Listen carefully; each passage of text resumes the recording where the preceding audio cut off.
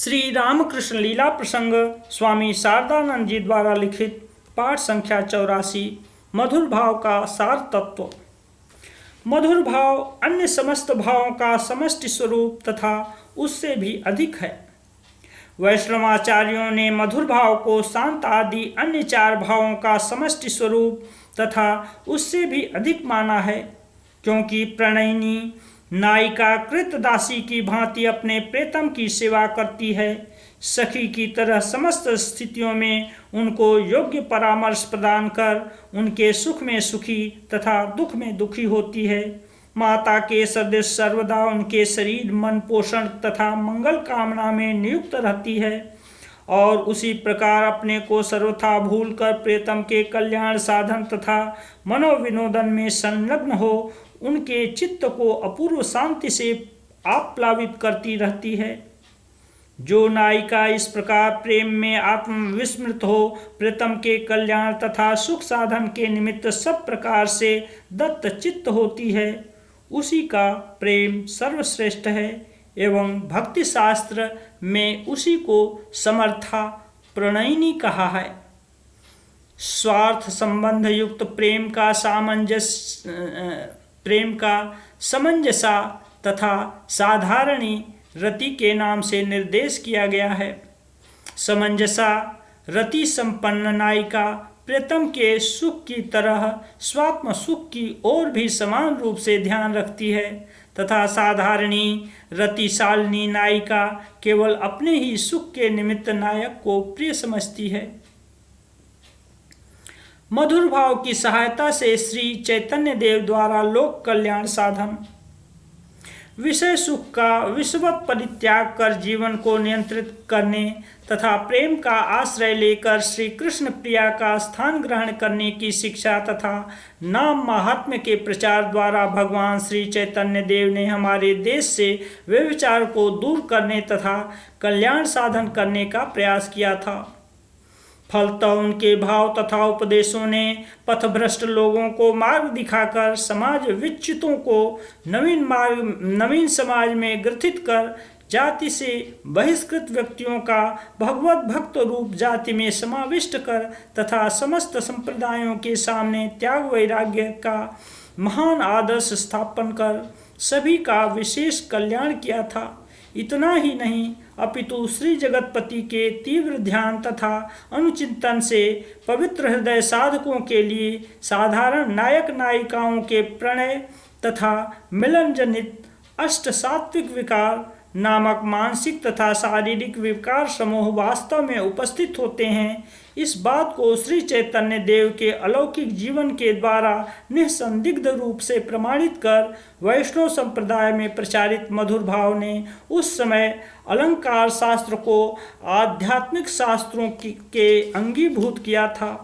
कुवाक्यों को उच्च आध्यात्मिक भाव में रखकर साधक मन के लिए उपभोग्य तथा उन्नतिप्रद बनाया तथा शांत भाव के अनुष्ठान के लिए अवश्य त्याज्य काम क्रोधादि की श्री भगवान में अपनापन स्थापित करने के पश्चात उनके निमित्त उन्हीं पर प्रयोग करने की शिक्षा प्रदान कर साधन मार्ग को सुगम बना दिया था। वेदांतवादी किस तरह मधुर भाव के साधन को साधकों के लिए कल्याणप्रद मानते हैं। पाश्चात्य शिक्षा प्राप्त कर वर्तमान युग के नवीन संप्रदाय की दृष्टि में पुरुष देहधारियों के लिए मधुर भाव अस्वाभाविक तथा विरुद्ध प्रतीत होने पर भी वेदांतवादियों के लिए उसका उचित मूल्य निर्धारण करने में विलंब नहीं लगता है। उनको यह दिखाई देता है कि भाव समूह की दीर्घकालीन अभ्यास के फलस्वरूप मानव मन में दृढ़ संस्कार के रूप में परिणत होता है तथा जन्म जन्मांतर के संस्कारों से ही मानव को एक अद्वैत ब्रह्म वस्तु की जगह इस विचित्र जगत का अनुभव होता है। यह जगत नहीं है, इस प्रकार की धारणा करने में ईश्वरानुग्रह से जिस क्षण वह वास्तव में समर्थ होगा उसी क्षण यह जगत उसकी दृष्टि से ओझल हो जाएगा।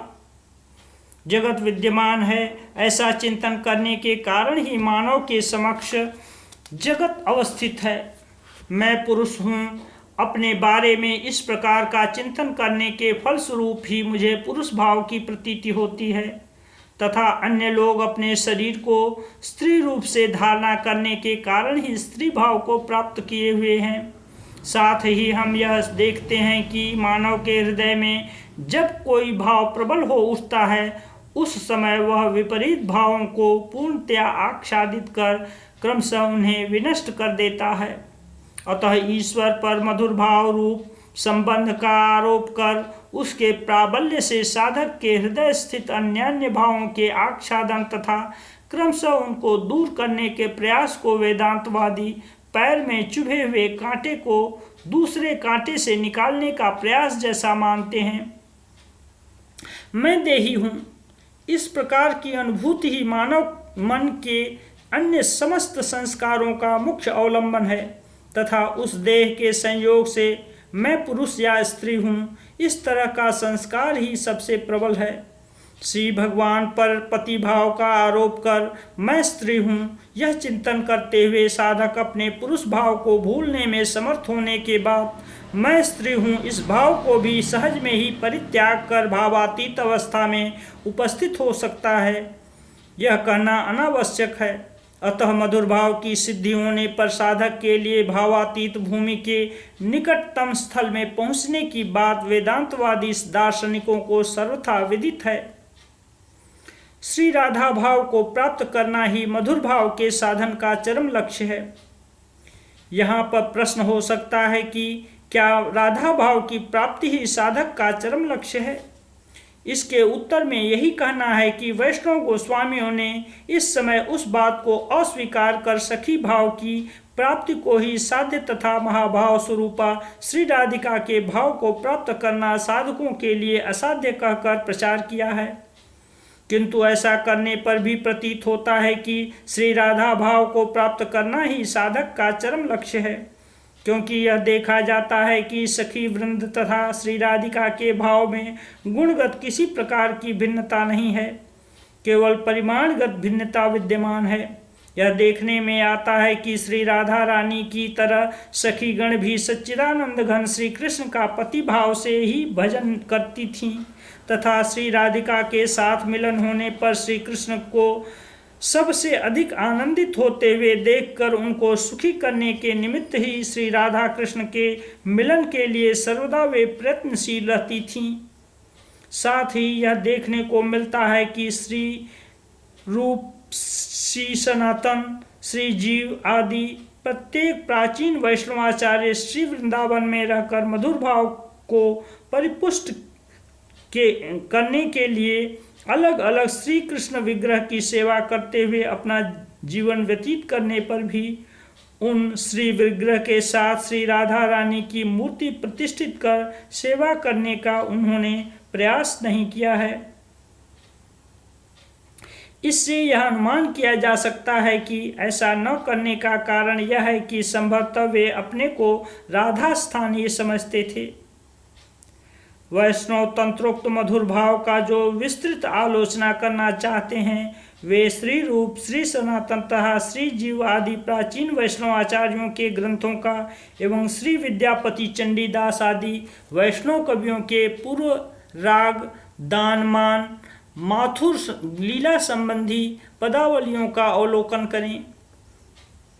मधुर भाव के साधन में प्रवृत्त हो श्री रामकृष्ण देव ने उसमें जो चरमोत्कर्ष प्राप्त किया था वह सुगमता के साथ समझा जा सके, तदर्थ ही यहाँ पर संक्षेप में उसके सारांश की विवेचना की गई है।